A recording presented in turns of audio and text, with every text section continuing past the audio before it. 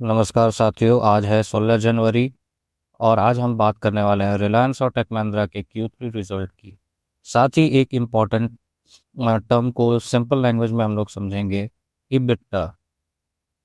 तो रिजल्ट अच्छा आया, फिर भी शेयर गिरा। इबिट्टा बढ़ने के बाद भी मार्केट कंफ्यूज क्यों होती है? अगर आप स्टॉक मार्केट में हो तो ये वीडियो एंड तक जरूर देखना। तो चलिए हम लोग देखते हैं कि रिलायंस इंडस्ट्री का जो Q3 रिजल्ट है उसका रेवेन्यू 10% बढ़ गया है। ठीक है, तो जैसा हम लोग देख पा रहे हैं इसमें, देखिए जियो प्लेटफॉर्म का Q3 नेट प्रॉफिट राइजेस हुआ है 11.2% पे। ठीक है, तो हम लोग जैसे देख पाते हैं यहाँ पे कि Reliance industry reported recent performance in physical third quarter from earlier to 2.5 lakh crore led by growth at register service oil to chemical O2C and retail business. ठीक है, इसमें आपका जो ग्रोथ हुआ है वो आपका ओवरऑल ग्रोथ इनका 6% के आसपास रिलायंस इंडस्ट्री का हुआ है ओवरऑल सब मिला जुला कर। और ऐसे रिलायंस इंडस्ट्री का Q3 रेवेन्यू राइजेस है सिर्फ 10%, इबिटा में आपका 6% का ग्रोथ हुआ है रिलायंस इंडस्ट्री का। तो हम लोग लास्ट में देखेंगे कि ये देखिए, Q3 result highlights EBITDA climb 6%, जियो 5G सब्सक्राइबर क्रॉसेस 250 मिलियन। ठीक है, तो हम लोग इस टर्म को हम लोग लास्ट में देखेंगे। तो रिलायंस इंडस्ट्री का एक बार हम लोग शेयर देख लेते हैं कि कैसा चल रहा है। तो रिलायंस इंडस्ट्री अभी ट्रेड कर रही है 1461 पे। तो इस ट्रेड को अगर इस लॉन्ग टर्म में लेना है किसी को, तो ये इसका जो लेवल है वो 1479 अगर क्रॉस करता है, या बेटर आप बोल लो इस पॉइंट पे अगर क्रॉस करता है, तो इस लेवल तक का एक टारगेट मिल सकता है। ठीक है, तो ये कंपनी प्रॉफिट में आई है Q3 से भी, और अच्छे ग्रोथ में आई है। 11% एक कंपनी के लिए बहुत ही अच्छा ग्रोथ माना जाता है, वो भी अब बिग फर्म। ठीक है, जो इंडिया के टॉप फर्म है। बिग फर्म में जैसे कि रेवेन्यू हो गया या ये सब नेट प्रॉफिट हो गया, जब 11%, 10%, 5% पे ग्रोथ आती है तो अच्छा माना जाता है। ठीक है, रिलायंस इंडस्ट्री का।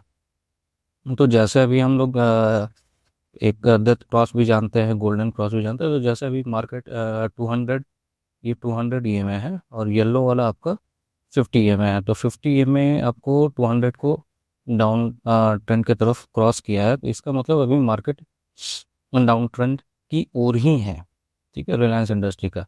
लेकिन एक यहाँ पे 1479 का जो दिया हुआ है, ठीक है, 8579, ये जो लेवल है इसका थोड़ा सा और ऊपर कर लेते हैं, 85। ठीक है, इस लेवल को अगर क्रॉस करता है तो मार्केट एक अच्छा अपॉर्चुनिटी देगा। इस लेवल तक हम लोग मान के चलते हैं। ठीक है, सेकंड जो कंपनी का जो आया है वो है टेक महिंद्रा। तो टेक महिंद्रा राइज किया है नेट प्रॉफिट, उसका 14% से राइज हुआ है। ठीक है, Q3 में। तो ये नेट प्रॉफिट में हम लोग देखें 14%, tech Mahindra revenue climbs 8% to ₹14,393। ठीक है, अब हम लोग चेक करेंगे टेक महिंद्रा का एक बार स्टॉक।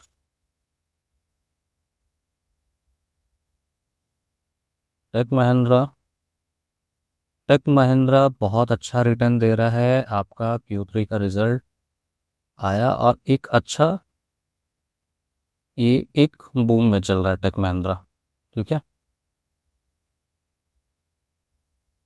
तो मैं अभी तो नहीं बोलूँगा कि इसमें आप बाय कर लो।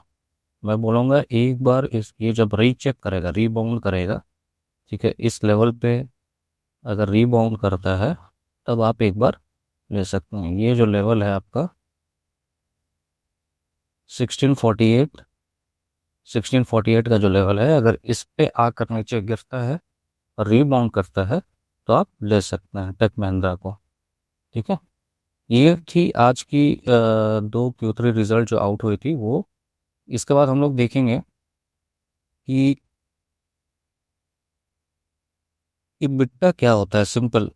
अभी अभी यहाँ पर लोग कंफ्यूज हो जाते हैं कि EBITDA होता क्या है। EBITDA का फुल फॉर्म है earning before interest tax depreciation and amortisation. Simple शब्दों में कंपनी अपने मेन बिजनेस से कितना कमा रही है बिना लोन का इंटरेस्ट टैक्स और मशीन की घिसाई को जोड़े हुए। इजी एग्जांपल में समझ लो।